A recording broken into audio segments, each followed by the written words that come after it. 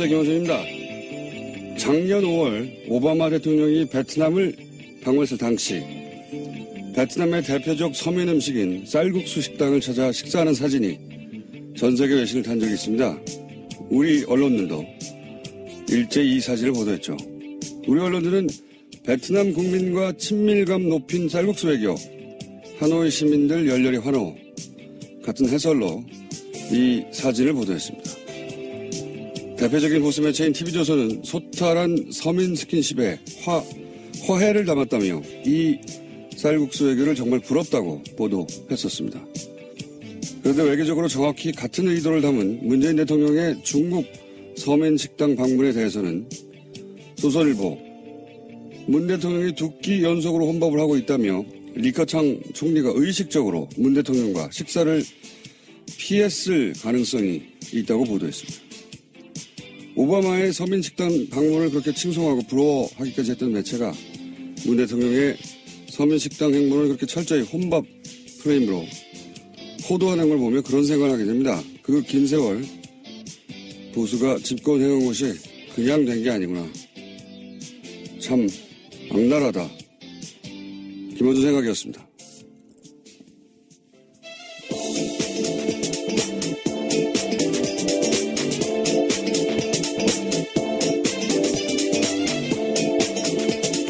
시사인의 김은지입니다. 네, 이 혼밥 보도 되돌아보면 대단한 겁니다, 이거. 제가 보기에. 대단한 게, 예를 들어서 리커창 총리 만나자는데 일부러 피했을지 모른다. 조선일보가 이렇게 보도했거든요. 조선일보 특유의 독심술 기사인데, 제가 분류하는 카테고리에 의하면 북한 관련 뉴스에 자주 등장하거든요. 예. 북한 지도자가 이런 마음에서 이런 거 했다라고 독심술 기사 쓰는데, 이 사실 말이 안 되는 게 국가 정상이 방문할 때는 몇 주 전에 가가지고 미리 모든 일정을 합의하거든요. 양쪽이. 네, 그렇죠. 조선일보 뉘앙스는 이제 리커창 총리가 베이징에 있는데 없는 척 하면서 그래서 만나달라고 한 건데 피했다고 말할 수 없으니까 피했을 가능성을 엿본다. 뭐 이렇게. 마치 거기 가서 만나달라고 하는데 그 사람이 만나기 싫으니까 베이징에 있는데 없는 척 했다. 이런 뉘앙스거든요. 이게 말이 안 되는 게 말했지만 벌써 오래전에 합의한 일정들을 하는 거거든요. 예. 일정, 네. 정상 외교를 모르는 사전 조율을 이렇게 다 철저히 한다는 걸 모르는 이제 일반인들 현역하기 위한. 네, 오늘 아침 동아일보에도 강경화 외교장관 인터뷰를 한 게 있는데요. 서민 식당에서 시간 활용하는 것은 이번 방문의 한 목적이었다라고도 밝혔습니다. 너무 당연한 건데 마치 안 만나주니까 할 수 없이 혼자 밥 먹으러 갔다는 식의 뉘앙스로 보도하는 거잖아요. 이게 이 어떤 호도, 이 왜곡의 효과는 이 방중 외교를 초라하게 만드는 거거든요. 예. 혼밥 이런 단어들과 함께 그 사진을 보면 아, 대통령인데도 저희가 가지고 아무도 안 만나주니까 혼자 밥 먹는구나. 이거는 그냥 나온 프레임이 아니에요. 노무현 시기 같은 프레임이거든요. 예. 진짜 악랄한 겁니다, 이거. 네, 해당 베이징 식당에서는 오히려 문재인 대통령 세트가 생겼다라고 하는데요. 온라인에서도 주문 메뉴가 생길 정도라고 합니다. 이 오바마가 쌀국수집 갔다 온 다음에도 거기 명소가 됐거든요. 마찬가지예요, 사실. 오바마 때는 하노이 갔는데 왜 하노이를 갔냐면 클린턴 때 호찌민에 있는 쌀국수집을 갔거든요. 근데 이제 이게 우리로 치면 서울, 평양 정도의 라이벌 의식이 있는 도시라 일부러 하노이 선택한 거고 이것도 물론 당연히 사전에 베트남과 조율이 된 겁니다. 그때 TV조선 뭐 채널A는 전부 다 뭐 칭찬 일색이었어요. 쌀국수 외교라고. 예. 이것도 서민식당 외교라고 당연히 보도했어야 하는데 지금 우리 언론 관점 들으면 오바마도 혼밥이에요, 혼밥. 그때. 국빈 방문했는데 어떻게 밥을 베트남 정부 요인가 안 먹고 혼자 먹냐. 혼밥이야, 꽥꽥 소리 질러야 되는 사안인 거죠. 예. 제가 보기에는 혼밥 프레임은 올해 제가 접한 보수의 프레임 중에 가장 악랄하다. 보수 매체는 왜 이렇게 했을까요? 예. 제가 이 얘기를 좀 길게 하는 이유는 이 프레임 자체를 비판하는 미디어가 없어서 제가 좀 길게 얘기했는데 다른 얘기 뉴스 좀 짚어보고 다시 돌아가겠습니다. 혼밥 얘기는 좀 더 해야 될 것 같아요. 자, 첫 번째 뉴스는 뭡니까? 네, 어제 다스는 누구 겁니까에 대한 이명박 전 대통령의 대답이 나왔습니다. 그건 나한테 물어볼 것은 아니지 않느냐라는 건데요. 사실상 답변을 피한 겁니다. 측근들의 검찰 수사에 대해서는 웃기만 하고 아예 대답을 하지 않았습니다. 이 멘트는 한번 직접 들어보시겠습니다. 국민들이 지금 많이 궁금해하는 부분이 다스는 누구 거냐 이렇게 묻고 있습니다. 이 부분에 한 말씀 부탁드립니다. 그런 아닌데 물을 일은 아닌 것 같습니다. 네, 이명박 전 대통령의 전형적인 화법이죠. 예. 나인데 물어볼 건 아닌 것 같습니다. 예, 마치 다른 사람의 일처럼 유체 이탈 화법이라고 제가 오래전에 명명했었는데 여기에 대한 질문의 답은 통상적으로는 내 게 아닙니다. 내 겁니다. 이거거든요. 근데 이 MB 화법의 특징은 그거 왜 나한테 물어봐. 나하고 아무 상관없어. 이렇게 유체 이탈 화법. 이 답을 해야 될 시점이 점점 다가오고 있다고 봅니다. 법적으로. 자, 올해 처음으로 기자들이 직접 다스는 누구 겁니까 물어봤습니다. 네, 어제 송년 모임이 있었는데요. 친이계 인사들과 모여서 이 자리에 기자들이 찾아가서 질문을 던진 겁니다. 이명박 전 대통령 이렇게 나한테 물어볼 것은 아니지 한 다음에 그 뒤에 그건 김어준한테 가서 물어보세요. 이렇게 했어야 되는데. 뉴스 공장한테 물어보세요 하든가. 네, 이 자리에는 MB 구속을 외치는 시민들도 함께 했었다라고 합니다. 굉장히 시끄러웠어요. 네. 네. 자, 다음 순요. 네, 지난 8월에 유엔의 박근혜 전 대통령의 옥중 인권 침해를 주장한 단체가 있었는데요. 국제법률 컨설팅 업체 MH그룹 기억하실지 모르겠습니다. 이 그룹의 대표가 어제 한국을 찾았다라고 조선일보가 보도했는데요. 관련해서 인터뷰가 나왔습니다. 호세인이현 대표가 이미 구금 상태로 9개월째 재판을 받고 있는 박근혜 전 대통령의 인권 침해 문제를 공론화하고 법원과 정부 당국이 올바른 행동할 수 있도록 압박하기 위해서 왔다라고 주장하고 있는데요. 하지만 아직까지는 직접 박근혜 전 대통령을 만나거나 소통하지 못하고 있는 상태라고 합니다. 저는 최근 박근혜 전 대통령이 갑자기 이제 법정에도 안 나오고 변호사 접견도 거부하고 이런 표현 수감됐는데 이런 표현을 쓴다는 게 웃긴 일인데 수감 중 칩거에 들어갔죠. 수감 중 칩거에 들어갔는데 그 이유가 이거라고 봅니다. 애초부터. 그렇게 쭉 거부하다가 처음으로 만나는 사람이 저는 이 대표일 거라고 봐요. 예. 네, 이 대표의 주장이 그런 내용이 있습니다. 건강이 악화된 상태여서 재판부가 일시적 석방 또는 보석 처분해야 된다. 이렇게 주장하고 있습니다. 그러니까 이제 전부 다 거부하다가 이 후세인이언 이 사람을 만나서 이 사람이 이제 언론 플레이를 하고 이거는 헌법재판소에서 왜 박근혜 전 대통령 측 변호인단이 변호를 안 하고 막 소리 지르고 퍼포먼스 하는 거하고 똑같은 일을 하고 있는 거. 이번에 다만 그 변호사를 이제 영국에 있는 사설 업체를 선정해서 하는 거죠. 이건 인권기관이 아니고 사설 업체입니다. 돈 받고 하는. 큰 신경 쓸 필요가 없습니다. 네, 이건. 다음 수는요? 네, 어제 이재용 삼성전자 부회장의 항소심이 있었습니다. 이 자리에 박근혜 전 대통령의 문고리 3인방 중에 한 명인 안봉근 전 비서관이 증인으로 나왔는데요. 안 전 비서관은 박근혜 전 대통령과 이재용 부회장의 독대가 한 차례 더 있었다라고 증언했습니다. 지금까지 알려진 바는 3차례인데요. 그것보다 좀 더 빠른 2014년 9월 달에 있었다라는 겁니다. 직접 그림까지 그리면서 안가 구조도를 이야기했고요. 명함을 받아서 번호도 저장했다라고 주장했습니다. 이게 왜 중요하냐면 이게 이제 의미를 정확하게 전달해 줘야지 이게 중요한 이유를 알 수 있는 건데 지금까지 삼성의 주장은 처음 만난 게 대구 창조경제혁신센터 개소식에서 네, 2014년 9월 15일입니다. 잠깐 지나가는 정도 만났을 뿐인데 이때 만나서 무슨 정유라 관련해가지고 승마 지원 약속을 하느냐 이게 변론의 핵심 중 하나였어요. 예. 근데 그 이전에 3일 전에 불과 미리 만났다는 얘기죠. 그러니까 이때 지금 삼성의 변호의 핵심 포인트 중에 하나인 첫 번째 미팅 때는 그런 얘기가 오갈 상황이 아니었다. 아주 짧게 만났다라고 주장하고 있거든요. 지원 시점이 중요한 건 최순실을 언제 알았느냐. 예. 근데 이제 그 관련해서 그 이전에 미리 만나 다 얘기했다. 그러니까 승마 지원을 1차 만남 때 할 수 있었던 이야기할 수 있던 시간이 없었다고 하는 삼성의 방어 논리가 무너지는 거죠. 예. 그럼 굉장히 중요한 겁니다. 이건. 그래서 그 의미가 있는 거고요. 언제 한 번 더 만났다. 뭐 4번 만났든 5번 만났든 뭐가 중요하냐. 이렇게 생각할 수 있는데 그 의미는 짧게 만나서 승마 지원을 요청할 시간이 없었다를 뒤엎는 거죠. 삼성의 중요한 방어 논리거든요. 그리고 이제 여기에 이제 그 삼성 측 변호인단이 명함을 줬다고 하는데 명함에 핸드폰 전화가 없다. 일반적으로 없는 명함을 쓰겠죠. 그런데 지금 핵심 실세를 청와대를 만나러 가서 안가에 갔잖아요. 거기 전화번호 썼겠죠, 미리. 혹은 전화번호가 있는 명함이 따로 있거나. 이건 방어 논리가 안 되는데 어쨌든. 예, 안봉근 전 비서관의 진술이 굉장히 상세합니다. 안 비서관이 안 만났는데 만났다고 해서 얻을 이득이 없잖아요. 예. 근데 삼성은 이로 인해서 잃을 게 굉장히 큽니다. 그런 내용입니다. 예.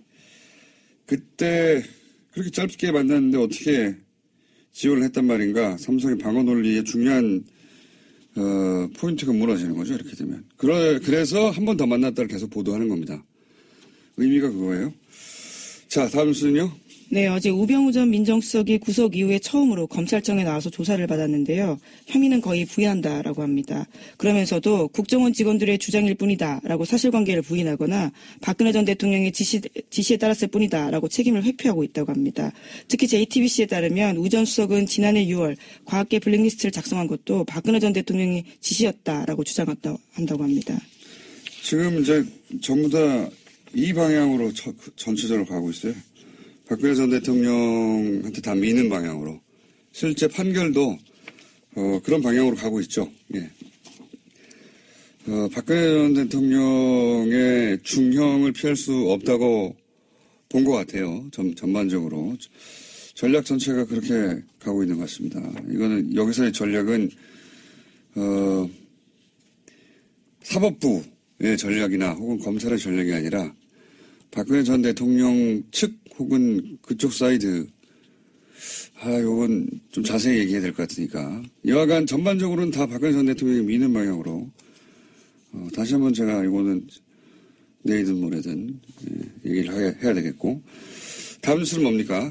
네, 지난해 독일 검찰이 최순실 씨의 탈세와 자금 세탁 혐의를 수사한다라는 소식이 알려진 바가 있는데요. 독일 헤센주 검찰은 지난해 5월부터 최순실 씨의 자국 내 탈세 등 혐의에 대해서 수사를 벌였습니다. 하지만 1년 넘도록 소식이 없었는데요. 법무부가 이번 달 초에 독일 연방 법무부를 직접 찾았다라고 합니다. 최 씨의 은닉재산 추적과 국내 환수를 위한 협조를 받기 위해서인데요. 뿐만 아니라 금고직이라고 불렸던 데이비드 윤 씨 있는데 공범들에 대한 수사도 이제 확보를 하기 위해서 신병 확보 요청했다라고 합니다. 요거 이제 안원구 전 청장님이 아주 좋아할 뉴스네요. 예. 진작 했었어야 될 얘기고. 요건 또 안원구 전 청장 시간에 자세히 좀 다뤄보겠습니다. 어쨌든 우리 법무부가 독일 검찰에 가서 빨리 해달라고 했다. 예, 이겁니다. 자, 다음 뉴스는요. 저희가 미니가 하나 있어서 오늘 짧게 해야 될 것 같은데. 자. 네, 뉴스타파 보도 전해드리겠는데요. 제목이 재밌습니다. 한화 김승현 회장의 프리즌 브레이크라는 제목인데요. 한화 김승현 회장은 지난 2012년에 횡령 및 배임 혐의로 징역 4년형 선고받고 구속된 바 있습니다. 그런데 5개월 만에 구속 집행정지 결정받고 구치소 밖으로 나왔는데요. 계속해서 구속 집행정지를 연장했다라고 합니다. 그런 다음에 서울대병원 특실에 입원한 상태에서 최종심 선고를 받아서 결과적으로 징역 3년에 집행유예 5년 받고 구치소 돌아가지 않은 채 풀려났다라고 하는데요. 이와 같은 구속 집행정지와 연장 결정에는 여러 가지 의혹이 있다라고 합니다. 이거는 말이죠. 제가 한번 따로 다뤄야 되겠습니다. 내일 다시 한번 뉴스를 브리핑해 주세요. 왜냐하면 진짜 재밌는 사건이거든요. 이거를 구치소장이 건의를 했어요. 무려. 구속 집행정지를요. 예. 그러니까 이거는 보통 수감자가 하는 건데 여기는 수감자가 직접 나서지 않고 구치소장께서 직접 건의를 했고, 그리고 중간에 많은 과정이 있는데 핵심은 뭐냐면 치매를 앓고 있다고 알츠하이머 앓고 있다고 해가지고 풀어준 거거든요. 결국은. 예, 그런 주장을 하는 교수가 재판에 나타난 겁니다. 네. 알츠하이머는 불치병으로서 계속 나빠지는 거예요. 네. 지금 멀쩡히 잘 있지 않습니까? 말도 안 되는 건데 이거 따로 한번 다뤄보겠습니다. 네. 아주 재밌습니다. 네. 이 사안을 좀 자세히 들여다보면 저도 당시에 왜 이렇게 풀려났지 해서 좀 들여다본 적이 있어요. 굉장히 재밌는 사건이고 저희가 미니로는 이 혼밥 관련해가지고 혼밥 이야기가 끝나지 않았어요. 그래서 다시 한번 미니로 연결해서 다룰 생각인데 어젠가요? 종편에서는 아직도 계속해서 혼밥 얘기를 하고 있는데 어제 채널A에서는 이렇게 보도했어요. 오바마 얘기가 또 나오니까 오바마 혼밥하고 다른 것은 오바마는 혼밥이 아닌 것은 오바마 서민식당에 가서 서민들과 막 소통하고 그랬는데 우리는 소통이 없었다는 거예요. 이거 거짓말입니다. 오바마 때 사진 돌아다니는 거 보세요. 당시에. 그때 오바마는 브루댕이라고 하는 유명한 미국의 셰프하고 같이 가가지고 둘이 앉아있는 연출이거든요. 그 사진 보면은 그 식당 안에 있는 베트남 사람들은 마치 오바마가 없는 척하고 밥 먹고 있어요. 미국 대통령이 와서 앉아있는데 그러면서 BBC가 한번 보도한 적이 있는데 이 테이블 위에 음식 배열이 너무 대칭이다. 완벽하게. 그리고 젓가락에 가지런하고 너무 연출이 심한 거 아니냐. 뭐 이런 식의 보도가 있었는데 대화 안 했어요. 그 사람들하고 대화 안 통하잖아요. 당연히. 그 혼밥을 아직도 포기하지 않고 계속 보도하는 겁니다. 이 목적이 뭐겠어요? 사실 문재인 홀대를 당했다 할 때 홀대 행위의 주체가 중국이지 않습니까? 이 문장에. 근데 정작 중국 매체들은 이런 평가를 안 한단 말이죠. 그러니까 이건 우리 쪽에서 만든 건데 그러면 왜 만들었냐? 아니 중국이 우리 대통령 홀대 이 나쁜 놈들 그 목적으로 만든 게 아니죠. 이 보수 매체가 우리나라 대통령을 너무 아껴가지고 중국이 홀대해서 화가 나서 만든 게 아니고 문재인은 혼자 밥 먹을 만큼 중국이 상대해주지 않고 무시당하고 있고 무능하다. 이걸 위해서 만든 프레임이에요. 당연히. 악질적인데 아주. 왜 그럴 수밖에 없었냐 보수 진영에서. 이건 뭐 다시 한번 또 얘기하겠고. 팟캐스트 청취자의 사랑으로 무럭무럭 자라온 미궁 대장사랑에서 너를 위한 헌정 유산균, 나를 위한 촉중 유산균, 미궁 유산균 사랑 4종을 출시합니다. 그동안 묻지도 않고 따지지도 않고 그냥 막 섭취하던 유산균 시대와의 종말을 선언하세요. 골라먹는 유산균 사랑 4종 출시 기념으로 두 종류를 구매하셔도 반값만 받는 골라골라 50% 할인 이벤트 12월까지 신청하세요. 미궁 유산균 사랑. 골반 잡자 바로 잡자 바디로직, 허리 통증 바로 잡자 바디로직, 몸매 교정 바로 잡자 바디로직, 자세가 좋아지는 골반 교정 타이즈 바디로직. 검색창에 골반 교정 바디로직. 삐딱한 남성 골반 허리에도 역시 바디로직입니다. 바디로직의 효과를 못 느끼셨다면 100% 환불해드립니다. 자세한 환불 조건은 홈페이지를 참조하세요. 이거 차량용 핸드폰 거치대야? 조인트라고 투임에서 새로 나왔는데 얼마나 편한지 몰라. 동생은 인터넷 강의 볼 때 태블릿 거치대로 쓰고 우리 엄마는 요리할 때 레시피 보는 용도로 쓰기도 해. 조인트라고? 우리 아빠는 골프 스윙 연습할 때도 셀카 거치대로 쓰시던걸? 그러면 나도 헬스할 때 셀카 거치대로 쓸 수 있겠네. 1, 2, 3 할 때 2, 힘 세다 할 때 힘, 2, 힘. 네이버에 2 힘을 검색해보세요.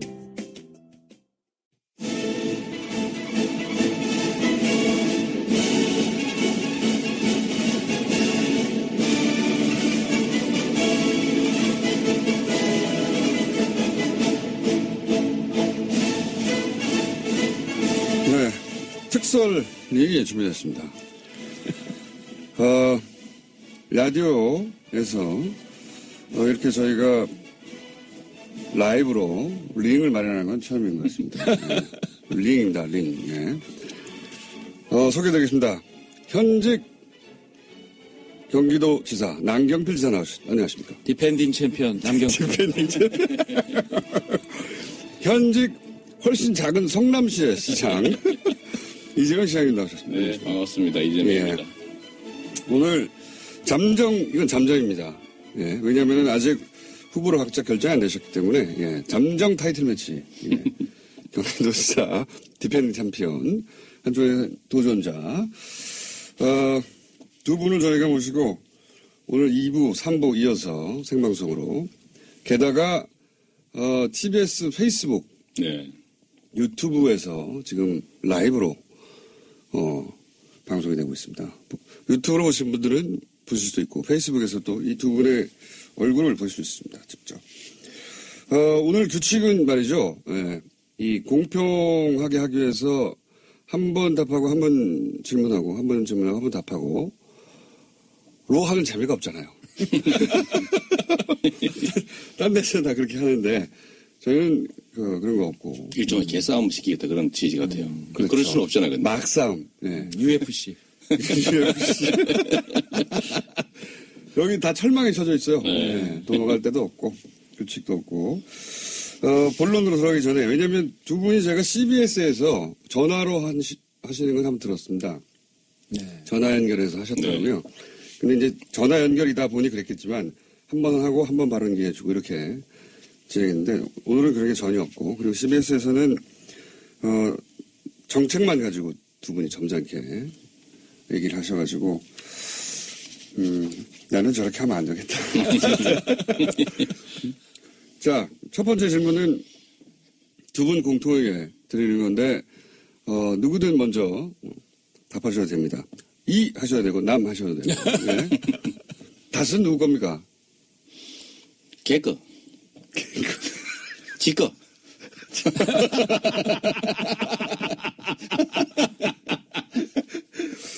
저는 그렇게 생각합니다. 네. 이해했고요. 답변은 명료하게 이해했고요. 지사님?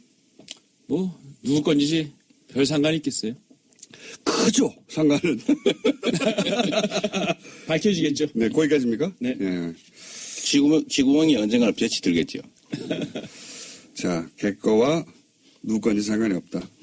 상관이 있지 않습니까, 사실은. 밝혀지겠죠. 네. 누구 걸로 밝혀질 것으로 추정하고 계십니까? 글쎄요. 개꺼라니까. 자, 그 다음에, 최근 가장 핫한 이슈입니다. 문재인 방중. 예. 홀데이인가 아닌가, 혼밥인가 아닌가. 막 몇 가지 프레임 부딪혔잖아요. 예. 요거 먼저 하시겠습니까? 뭐 상관없죠. 저는 주로 야당과 이제 보수 언론이 그런 문제 지적하잖아요. 근데 제가 보면 그 옆집하고 싸움해가지고 관계 다 틀어지게 해놓고 그러니까 옆집이 화가 나가지고 애들 학교 가는 거 자꾸 때리고 막 길 막고 하는데 이제 그거 해보려고 새로운 가장이 옆집하고 타협하러 갔는데 말이에요. 그렇게 만든 사람들이 왜 옆집 가가지고 기분 나쁘게 가가지고 말이지. 응? 저쪽이 잘 대해주지도 않는데 이런 소리 하는 거 똑같아요. 네, 혼자 밥 먹고 왔냐. 그러죠. 근데 국제관계라고 하는 게 망가진 제일 큰 이유가 사실은 이명박 박근혜 정권의 그 엉터리 외교정책 때문이잖아요. 한중관계 나빠진 것도 그것 때문이거든요. 근데 이게 순식간에 그냥 우호적 관계로 확 전환되지 않습니다. 근데 그 해결하러 가가지고 하여튼 고생하고 있는 사람 또 국가를 대표하는 사람 뒤에다 대고 집에서 욕하는 것도 아니고 옆집에 외국에 나가가지고 흉보고 이거 콩가루 집안이라는 걸 대회에 천명하는 거랑 마찬가지거든요. 그래서 제가 홍 대표님한테 그랬죠. 1타 2티입니까? 네, 홍 대표님 일본 가가지고 말이에요. 그 낮은 의자 앉아가지고 구시구신 절하고 거기다가 아니 거기다가 거기서 왜 하필 흉을 보냐 말이에요. 집안 흉을. 원래 예의 아닙니까? 그래도 일국을 대표하는 대통령이 해외에 나가서 정상회의 하는데 밖에 나가가지고 비난하고 저는 이게 좀 후한무치하다고 생각하죠.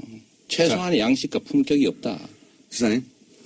이 문제는 사실 농담이나 장남처럼 할 일이 아니라고 봅니다. 왜냐하면 이게 외교 안보 문제이기 때문에 우리 생존의 문제인데요. 사실 뭐 대통령 혼자가 홀대받은 게 아니죠. 이건 개인의 문제가 아니고요. 일단 홀대는 맞다. 저는 홀대 받았다고 봅니다. 근데 그건 상당히 자초한 측면이 있어요. 왜냐하면 대통령께서 중국에서는 이걸 어떻게 보냐면 말이 왔다 갔다 한다고 봐요. 사드를 철회하겠다고 한 약속을 지키지 않았다고 보는 거거든요. 그러다 보니까 신뢰가 없다라고 생각을 하는 거고 또 하나는 중요한 게 있는데 미국과의 관계가 지금 틈이 벌어지는 것처럼 보이니까 한국이 힘이 없어 보이거든요. 그러니까 자꾸만 이 한국에 대해서 우리나라에 대해서 상당히 약하게 보고 우습게 보는 측면이 있다. 그래서 중국이 홀대했다. 혼밥은 어떻게 보세요, 그럼? 말 나온 김에? 그것도 이런 거예요. 중국하고의 외교를 좀 해본 분, 저도 많이 해봤는데요. 중국에서는 밥같이 먹는 게 굉장히 중요합니다. 그러니까 예를 들면 대통령께서 국빈 만찬 같은 걸 충분히 하고 나셔서 아침에 서민식당 가셨으면 굉장히 좋았을 텐데 만찬은 한 번밖에 없는데 혼자 식사를 하시니까 그게 참 제가 보기에도 참 좀 안타깝고 좀 솔직히 화가 좀 났어요. 오바마 서민 식당 혼자 간 것과는 어떻게 다른 거죠? 다르죠. 왜냐하면 아까 말씀드린 대로 오바마 대통령 일본 가거나 한국 오거나 그러면 만찬이 굉장히 많아요. 근데 이번에는 그 며칠 동안 딱 한 번 있었거든요. 그러고 혼자 드시니까 아쉬웠다는 거죠. 제가 이 얘기 한번 하고 싶은데요. 이 박근혜 대통령이 해외 가면 아무것도 하는 것 없이 망신만 사는데도 갔다 오면 지지율이 올라요. 원래 그랬거든요. 그 정상의 외교 순방 효과라는 게 정상. 그러니까 그런데 언론들 그때는 막 띄워주니까. 근데 지금은 가면 언론 탓은 좀 심한 것 같습니다. 이건 국민들이 사소한 어떻게 거를 느끼느냐의 문제. 아유 좋습니다. 막 끼어드시는 거 아주 무례하고 좋아요. 예, 원하셨잖아요. 그래서 말할 때는 좀 기회를 주세요. 근데 지금은 보면 이 사소한 것들을 꼬투리 잡아가지고 어쨌든 이게 껄끄러운 관계를 해소하기 위해서 노력하는 과정에서 생기는 그 사소한 마찰들. 이런 걸 막 침소 봉제해가지고 이게 마치 전부인 것처럼 얘기해서 지금 우리가 중국 가서 거둔 성과가 있잖아요. 사실 메인이 그거 아닙니까? 메인은 대중관계 개선이거든요. 예를 들어 사드 보복 철회라든지 관계 정상화라든지 북핵 문제에 대한 일정한 합의를 끌어내는 게 이게 메인인데 이런 성과들은 다 뒤로 젖혀놓고 그거에 이르기 위한 치열한 노력, 도중에 벌어진 사소한 갈등들 또는 예를 들어 마찰 이런 것들을 막 침소봉대하는 거예요. 홍밥은 옳지 그건 않죠. 아니었던 것 같고 아마 지금 말씀하신 사소한 갈등이나 다른 걸 말씀하시는 것 같은데. 그런데 과연 성과가 뭐가 있나요? 외교 성과가 지금은 제일 중요한 건요. 한반도에 전쟁을 일으킬 가능성을 줄여주는 거고요. 북한 핵 문제를 해결할 실질적인 중국의 역할에 대한 약속인데 과연 뭐가 있었죠? 그게 가가지고 단방에 예를 들어 북한이 핵 폐기하는 결과를 만들 수 있습니까? 그건 아니죠. 아니, 북한 문제에 대해서 예를 들면 일종의 공조라고 하는 걸 만들 수 있는 토대를 만든 거예요. 무슨 토대를 만들었나요? 아니, 예를 들면 일정한 합의들을 끌어내지 않습니까? 대부분 오히려 사드에 대해서 계속 요구를 받고 산불에 대해서 약속한 거를 또 요구받고 이런 사실은 이거는 외교란이 너무 취약해요. 그래서 이번에 실력을 다 보여줬어요. 제가 우리 남지사님한테 하나 여쭙고 싶은 게 이런 지점이죠. 지금 말씀 예를 들면 제 입장이 100% 옳다는 것도 아니고 남지사님 100% 틀리다고 말하지는 않는데 왜냐하면 남지사님은 과거에 이명박 박근혜 정권 때 뭐 하셨어요? 여당의 핵심적인 지방자치단체장이었잖아요. 박근혜 대통령 나와서 지금 나라 엉망으로 만들었는데 그때 왜 가만히 계셨는지 정말 궁금해요. 해외에 나가서 얼마나 망신스러운 일 많이 했습니까? 이 박근혜 대통령이. 예를 들어보시죠. 아니 오바마가 뭐라 그러는데 말도 못 알아듣고 두 분 혹시 짝대기 같은 거 필요하십니까? 아니 예를 아무 문제가 없다고 생각하시면 할 말 없는데 문제가 있었죠. 아니 그때는 왜 지적도 안 하고 가만히 있냐고요. 근데 지금 와서는 그보다는 예를 들어 본질적인 문제는 개선이 있었지만 사소한 문제들을 가지고 그렇게 지적해 나가면 아니 이게 기준이 다르지 않냐 말이에요. 시기에 따라서 입장이 다른 건 문제예요. 그럼 우리 시장님께서는 이번에 문재인 대통령 하시는 건 또 다 칭찬하시더라고요. 약간 부족한 거 거의 있겠죠. 부족한 말씀을 제가 왜 굳이 제가 그 얘기를 해야 되냐고요. 그러니까요. 잘 되게 해야지. 잣대가 바뀌냐는 얘기를. 아니지. 아까는 박근혜 대통령하고 문재인 대통령을 동일선상에 놓고 비교하지 마세요. 그 사람은 악의를 가진 사람이고 저는 이쪽이 선의를 가졌다고 봐요. 아니요. 그건요. 아직 이제 임기가 시작되는 순실이 기억 안 나시나 봐. 정말 잘 될 수 있도록 얘기를 해주시는 게 필요하죠. 잘 되도록 가는 것은 박근혜 대통령에 대한 비판을 하시듯이 그렇다면 그 말씀이라면 문재인 대통령에 대해서도 뭐가 그리 잘못했나요? 잘못한 것을 얘기를 하셔야죠. 아니 뭘 잘못했어요? 요번에 예를 들면 방중이 과연 청와대에 얘기한 것처럼 120% 성과가 있었다. 이런 건 아니죠. 아니 120%인지 119%인지 모르겠지만 상당한 성과가 있는 건 사실이죠. 중국하고 한국 관계가 예를 들면 어떤 성과가 있냐고 여쭤보고. 아니 경제 제재 문제에서 얼마나 심각하게 갈등했어요. 취임한 후에 만나주지 않으려고 그랬잖아요. 그거를 해결하고 어쨌든 만나잖아요. 경제 제재 같은 경우에는요. 중국 경제 제재 그거 우리 그렇게 무섭게 생각할 일이 아닙니다. 명동에 손님이 다 끊어졌는데 그게요. 명동에 손님이 끊어진 문제를 가지고 아니 현대자동차가 매출이 줄어가 망하게 생겼는데 뭐 중요하지 않아요. 현대자동차의 매출이 준 거는요. 중국과의 관계도 있지만 기본적으로 해외 다른 나라에도 마찬가지입니다. 있잖아요. 그러니까 있는 건 인정하세요. 그것 때문에 지금 안보 문제를 이렇게 양보하는 게 맞다고 봅니까? 뭘 양보했어요? 산불 정책 이건 명백한 양보죠. 뭔 양보예요? 당연히 나라가 해야 될 일이죠. 그래요? 아니 그럼 당연히 일본하고 군사 동맹할 겁니까? 겁니까? 그거를 왜 미래에 대한 MD 체제에 우리나라를 편입시킬 겁니까? 아니 미래에 대한 가능성을 당연히 왜 아니지. 겁니까? 그건 외교에 대한 사드금 추가 배치해야 됩니까? 외교에 대한 지나친 저는 자국을 이해라고 위해서 잠깐만요. 당연히 해야 될 얘기를 한 것뿐이에요. 제가 아주 원하던 그림입니다. 뭐 한마디만 하면 두 분이 그냥 저희가 잠시 후에 3부로 넘어가는데 중간에 쉬는 시간 10분이 있거든요. 네. 그때 글러브를 가지고 오겠습니다. 그냥 해도 됩니다. 자, 중국 이야기는 이 정도로 하고요. 결론이 안 날 사안이니까. 워낙 또 할 얘기가 많습니다, 오늘. 그래서.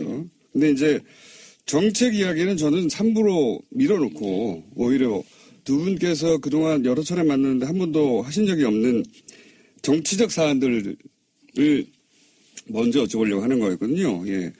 또 한 가지 이제 정치적 사안, 이 국내 정치 관련해서 제가 또 여쭤볼게요. 지금 바른정당과 국민의당이 어쩌면 크리스마스 때 통합선언을 할지도 모른다는 보도까지 나올 정도로 통합이 진전되고 있습니다. 그런데 국민의당 내부에서는 명백히 반대하는 분들도 있습니다. 지사님은 사실은 당사자 정당에 계시니까 더더욱 할 얘기가 많으실 것 같고, 시장님은 이제 그 통합의 내일이지만 내일 같은. 왜냐하면은 좋은 대표님. 왜냐하면 합쳐가지고 더 센 후보가 나오면 예 본인이 되니까요. 요 통합의 사안에 대해서는 어떻게 보십니까? 이 안철수 여기서 특히 안철수 대표에 대한 평가도 곁들여져 주시면 좋겠습니다. 네, 그 말씀드리기 전에 아까 제가 우리 이재명 시장님의 말씀에 대해서 제대로 방어하지 못한 이명박 박근혜 대통령 시절에 저는 야당 의원 지사로서 상당한 고충을 겪으면서도 할 말은 없다. 여당 내 야당이었다. 그렇습니다. 예, 알겠습니다. 분명히 말씀을 드리고요. 예.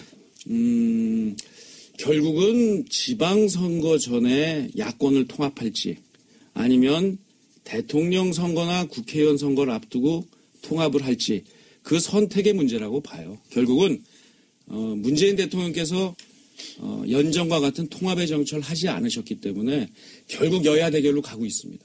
그럼 1대1 대결 구도를 만들려고 할 거고요. 그런 의미에서 보자면 지금 자유한국당과 바른정당의 통합 후 국민의당과의 연대일 것이냐 아니면 바른정당과 국민의당의 통합 후 자유한국당과의 연대일 것이냐 이 선택의 문제라고 보기 때문에 어느 방향으로든지 야권 통합의 방향으로 갈 겁니다. 보수 재편의 큰 움직임 속에 그렇죠. 그래서 뭘 먼저 하느냐의 문제일 뿐이다. 그게 어디까지 이루어질지는 모르겠으나 하여튼 그 방향으로는 계속 갈 것이라고 봅니다. 그 가운데 안철수 대표에 대한 평가는요? 굉장히 지금 저돌적으로 잘하고 통합을 있다. 요구하고 계신데요. 일단 집안 사정이 녹록지 않은 것 같아서 지금 지켜봐야 되겠어요. 안철수 대표가 그러니까 어쨌든 통합 드라이브는 잘 걸고 있고 대단한 의지로 제대로 하고 있다. 나름대로의 생존과 관련된 전략이겠죠. 알겠습니다. 저는 뭐 앞으로 정계 개편 또는 예를 들면 야권 내 연대 이런 거와 관련해서는 저는 1대1 구도가 만들어질 거라고 보죠. 결국은 왜냐하면 소위 진보는 분열로 망하고 보수는 부패로 망한다 이런 얘기했잖아요. 그건 뭐냐면 보수는 이익 중심에 결합을 한다는 뜻이고 진보는 가치 중심에 사고를 한다는 뜻인데요. 이 가치 때문에 분열하는 이 진보조차도 선거 때가 되면 소위 단일화, 연대, 통합을 합니다. 근데 예를 들면 이익이라면 정말 목숨도 바치는 그런 보수 진영, 가짜 보수들이죠. 목숨 사실은. 빼고 바치지 않습니까? 목숨만 빼고. 하여튼 그런 이제 소위 우리나라의 좀 가짜 보수들 입장에서는 이익 때문에 분열 상태를 방치할 리가 없어요. 결국은 자기들한테 이익되는 방향으로 간다. 되긴 될 것이다. 최강의 형태는 아마 통합일 테고요. 안 되더라도 연대는 할 거고, 정말로 안 되더라도 후보 단일화 정도는 해 나갈 거라고 보죠. 그래서 결국 1대1 구도가 만들어질 거라고 봅니다. 이 움직임을 주도하고 있는 안철수 대표에 대한 평가를 하시자면 또? 그분이 원래 많이 왔다 갔다 하시니까. 따로. 그냥 원래 하는 대로 가는 거죠. 경기도지사로 날 걸 아니니까 크게 관심 없으시군요. 네, 관심도 관심이지만. 워낙 많이 옮겨 다니시니까. 이번에는 자연스러운 흐름의 일부라고 봐요. 자연스러운 흐름의 일부다. 그러니까 안철수 대표가 어쨌든 중도 진보에 가까운 그런 포지션 상에 있다가 정당도 그렇고 이번에 이제 보수 대통합의 흐름을 그런 재편의 한 가운데 들어가셔가지고 포지션을 옮긴 게 아닌가. 원래 극중도 하시다가 새 정치 하시다가 극중 하시다가 바뀌는 보수 통합 이렇게 하시는 것 같아요. 어쨌든 경기도지사에 나온다는 얘기가 없어가지고 관심이 크게 두 분 다 크게 관심 없으신 것으로 후보를 단일화 시켜주느냐 안 시켜주느냐만 관심이 있으신 것으로 굉장히 얄팍합니다. 두 분 다. 우리 가장 험악한 상태로 상승하는 거죠. 대단히 얄팍합니다. 그 얄팍하다는 얘기를 사실대로 하면 어떡해요. 제가 두 분을 익히 오랫동안 알아봤지만 두 분이 얄팍하긴 합니다. 설마 김효준 공장장보다 얄팍하려고? 저는 체중이라도 많이 나가죠. 네네네. 자, 벌써 거의 시간이 다 됐는데, 자, 2부는 저희가 이제 미리 말씀드리면 청년 정책, 이걸로 많이 싸우셨죠. 네. 버스 준 공용제, 네. 이걸로도 언론에서 몇 번 부딪히셨고, 그 다음에 이제 주로 또 한번 제가 두 분의. 그 얘기도 있죠, 뭐. 이 적폐청산이나 그렇죠. 두 분의 파이팅을, 볼 주제는 적폐청산. 크게 세 가지 정도가 남아 있습니다. 예. 반응이 굉장히 폭발적이고요. 예. 이재명 잘한다. 또 있고, 꾸질꾸질 이재명도 있고. 아니, 누가 그런 식으로. 남경필 잘한다도 있고요. 예. 우리 갱필이도 있고, 예. 아, 우리 갱필이. 예. 또 가족들 많이 동원하셨네. 겠지. 청코너 디펜딩 챔피언 남경필 지사 나와 계십니다. 그리고 홈코너 부준자 랭킹 1위. 예. 우리 링 밑에 있어요, 또. 자, 이재명 시장 나오셨습니다. 근데 재밌는 것은 지금 현재 공식 여론조사 랭킹으로는 도전자가 더 높습니다. 이 사태. 예. 그래도 챔피언은 접니다. 그렇죠. 그러나 법적 챔피언이요. 지금이야 뭐 이렇게 야권이 분열돼 있고 저는 또 뭐 대선에 경선도 또 참여하고 해서 그 여파지 마지막까지 가긴 쉽지 않겠죠. 네. 네. 두 분의 엄살은 듣고 싶지 않고요. 그리고 제가 2부 진행해보고 결론 내린 건데 규칙을 약간 추가하겠습니다. 삿대질 가능하고요.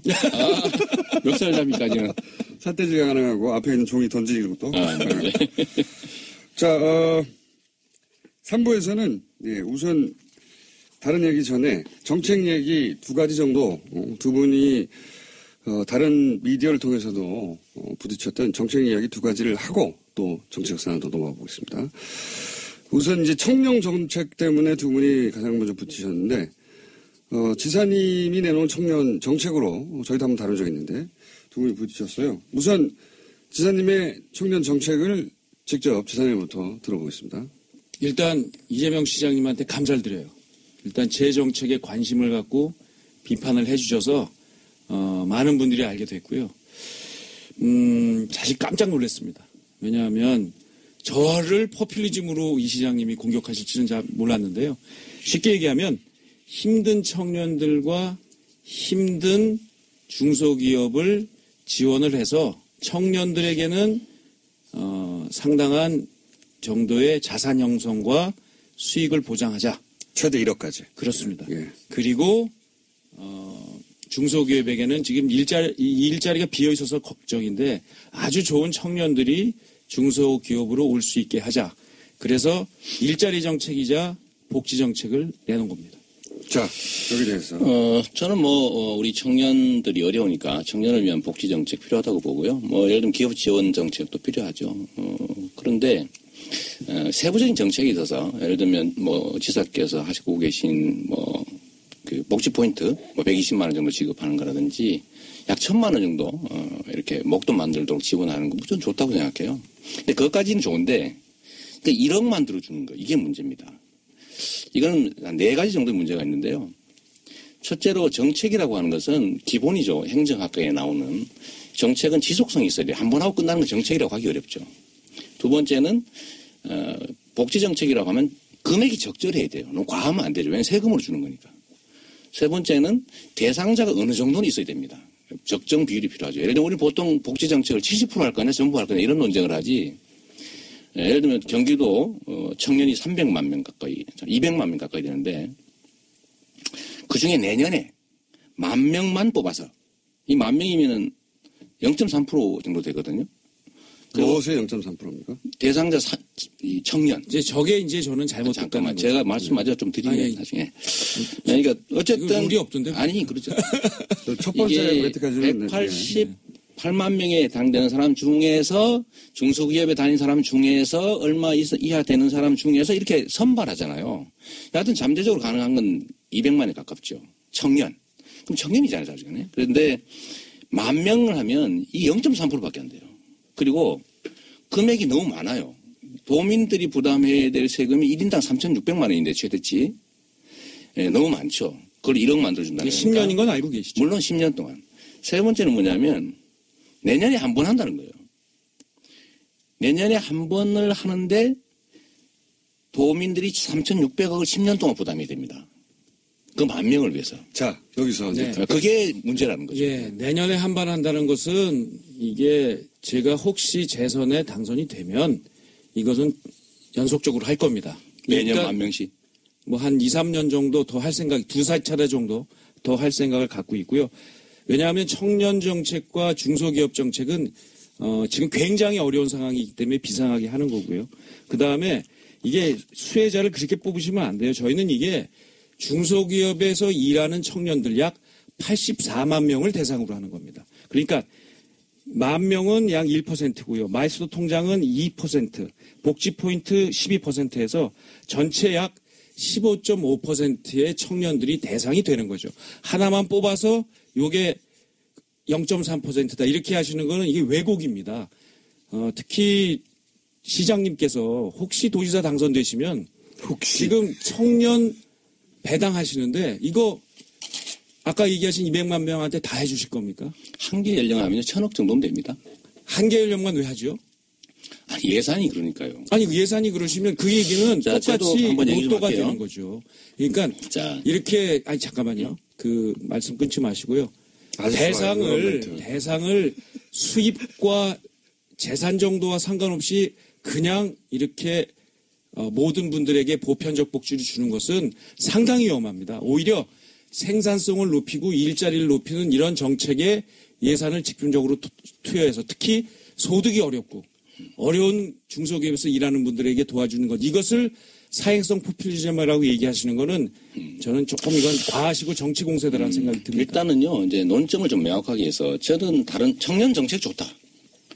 그 중에서도 마이스터, 뭐 예를 들면 복지 포인트, 이런 것도 마이스터 통장 좋다. 근데 1억 만들어주는 건 너무 지나치다. 이 얘기를 한 거거든요. 그러니까 예를 들면 제가. 이게 지나치다는 게. 잠깐만요. 좀 말씀 좀 드리게. 아주 좋아요. 예, 아니, 예를 들면, 아니, 짬뽕에 팔이 들었다. 뭐 이런 얘기 하니까, 왜 짜장면 맛있는데 왜 그런 소리 하냐. 중국집 너 싫어하냐. 이런 식의 얘기인데요. 그렇게 하지 말고. 경기도는요. 연금 얘기를 하자니까요. 아주 다양한 음식을 하는. 그러니까 음식점이에요. 앞으로 2-3번을 다 하시겠다는데, 10,000명을 한 번 뽑으면 10년 동안 3,600억을 부담해야 됩니다. 그렇습니다. 그럼 2번 하면요. 1년에 360억이죠. 아니, 1년, 여하튼 간에. 여하튼 간이 아니라 그게 정확한 통계예요. 그러니까, 한 번 10,000명을 뽑는 1년의 정책으로 여하튼 돈은 10년 동안 3,600억을 부담해야 돼요. 그렇습니다. 예를 들면 또 2번, 3번을 더 하면 이거 합치면요. 1조 원이 넘습니다. 1년에 약 1,000억 정도 들죠. 그 1,000억 정도 드는 것으로 청년들에게 제대로 된 자산 형성을 해주는 그것도 10년 동안 그냥 하는 게 아니라 본인들이 일을 해야 돼요. 아니, 왜? 본인들이 적응을 해야 됩니다. 아니, 왜? 이게 잘못됐다고 하면 우리 대한민국이 청년들한테 자산 형성 10년 일하는데 1억도 못 해주는 우리 선배들 기성세대들이 이런 거 좀 부담해주고 책임져 줘야죠. 시장님 말씀하는 것도 아니고 저도 말씀을 좀 드릴게요. 만약에 한 번, 2번, 3번 해서 1조 원을 부담하기로 했는데 그리고 중단하면 그 다음에 10년 동안 다음 세대의 청년들은 10년 전에 뽑아놓은 지사님의 청년 2, 3만 명 때문에 1조 원의 부담을 10년 동안 해야 됩니다. 왜 그래야 되죠? 그 청년들은 죄 지었습니까? 거기서 생기는 이득을 생각해 보세요. 무슨 이득이 있어요? 자, 보세요. 중소기업이 지금 경기도에 약 20만 개의 일자리가 비어 있습니다. 그거 내년에 최저임금 올라가면 더 일자리가 더 많이 비어요. 좀 단편만 보지 마시고요. 큰 그림으로 대한민국 전체의 경제의 영향 이런 것들 그리고 이것은 단순히 그 복지 정책이 아니라요. 큰 그림의 저출산 정책입니다. 청년들에게 제대로 된 자산 형성을 해줘야 결혼과 출산을 하거든요. 국민들에게 우리 희망을 주자. 이런 것을 너무 좁게 보시는 겁니다. 그러니까 지사님만 세상을 크게 보지는 않습니다. 그런데 지사님의 정책이 제가 100% 잘못됐다는 것도 아니고 우선순위라는 측면에서 단 한 번 10,000명 뽑아서 내년에 선거도 있는데 막 서둘러 가지고 10,000명 뽑아서 10년 동안 3,600억의 부담을 도민들한테 꼭 지워야 되겠느냐. 자, 여기까지 하겠습니다. 여기까지. 요사는 결국 정책 철학적으로는 선별복지냐 보편복지냐의 가치 싸움인 것 같고요. 예. 일자리 문제죠. 예, 이게 이제 들으시는 분들이 판단할 수 있을 만큼 정보는 제공된 것 같고, 자, 한 가지만 더 또 정책 얘기를 하자면 정책도 중요하니까요. 버스 준공영제. 예. 요건 시장님이 먼저 제도인지 말씀해 주시고 문제 제기해 주시고. 경기도에서 준공영제를 한다고 해서 이제 저희는 지금 현재 상태는 참여하지 않고 있어요. 이유가 뭐냐면 준공영제 자체가 나쁘다는 게 아닙니다. 버스의 수익성은 떨어지고 지하철 같은 것 때문에 그러니까 버스 회사들이 어려움에 처하고 잘못하면 대중교통 서비스를 제공하지 못하는 수가 있으니까 세금으로라도 그걸 지원해서 준공영제라는 이름으로 재정 지원하는 거 전 동의해요. 필요하다. 그런데 문제는 그 준공영제 내용이 문제죠. 학교로 가야 되지만 어느 학교에 선생님이 자꾸 때리면 학교 갈 수 없는 거 아니에요. 선생님이 좋아야죠. 예를 들면 시민세금들이 예를 들면 시내버스까지 할 경우에 지금 6,000억이 들 수 있다고 지금 경기도가 발표를 했어요. 저는 이것도 과소 숫자라고 보지만 6,000억이라고 치더라도 이 6,000억을 지원하는 전제 조건이 공적 부담을 하니까 그에 따라서 버스 업체들이 그에 상응하는 책임을 져라. 책임 장치를 만들어야 된다는 거예요. 근데 지금 책임 장치도 없이 광역버스부터 시작해서 버스 준공영제라는 이름으로 재정 지원을 하면 재정 지원 내용이 그거예요. 적자 다 보존해주고 일정한 수익까지 보장해주는 건데 면허는 기간이 없습니다. 자손만대 영원 무궁토록 흑자나는 기업 만드는 거거든요. 영생 흑자 기업. 영생. 아니 만약 이렇게 하면 버스 회사들이 면허를 가지고 있다는 이유로 왜 시민들이 영원 무궁토록 이익 보도록 해줘야 되냐. 그럼 어떤 문제가 생기냐면 버스 회사들은요 방만 경영을 하게 됩니다. 예를 들면 뭐 자녀들도 임원 만들어가지고 월급도 한 2, 3억씩 주고 이런 일이 실제 벌어지고 있거든요. 광역시에서 하고 있는데. 그래서 여기에 대한 보완 장치로 경영 투명성을 확보하기 위한 장치가 일단 필요하고 두 번째로는 거기서 생기는 이익들을 합리적으로 배분하는 것 장치도 필요하고 세 번째로는 버스 노선 면허는 기본적으로 국민의 것인데 경쟁을 할 수 있게 해줘야 되잖아요. 너는 이 버스 면허 가지고 돈 대주니까 너는 5년 운영해 또는 10년 운영해. 그리고 다른 사람한테 기회를 주자. 아니면 입찰이라도 하자. 너 얼마 낼래? 우리가 얼마 부담하면 돼. 나는 이런 경쟁 시스템을 도입하려면 면허를 환수해야 되거든요. 근데 지금 그 대책이 없어요. 자, 그냥 대주는 거예요. 네. 그래서 이런 보완 장치를 하지 않는 엉터리 준공영제 말고 제대로 된 준공영제 하자라는 겁니다. 취지는 공감하는데 버스 회사 공적 책임을 담보할 장치를 만들어라. 이건데요. 근데 저 말씀은 하지 말자는 얘기하고 똑같아요. 저희가 이거 3년 준비를 했는데요. 아까 말씀하신 대로 선생님이 일부 선생님이 때린다. 저 말씀은 선생님이 때리니까 일부 선생님이 학교를 없애자는 얘기하고 똑같아요. 그게 난다니까. 선생을 바꾸면 된다니까. 선생의 문제를 보완해 가면서 가야 되죠. 이 내용이 문제라고 하시는데요. 저는 일단 경기도 전체에서 약 5천억, 6천억 편찬이 있습니다만 이게 하루에 매일 약 250만 명의 경기도민들이 버스, 지하철 이용을 하고 있어요. 이분들의 안전 문제입니다. 이 안전 문제 세월호 참사 겪어보시고 지난번 졸음운전 겪어보셨는데 이 안전 문제를 그냥 방치하자.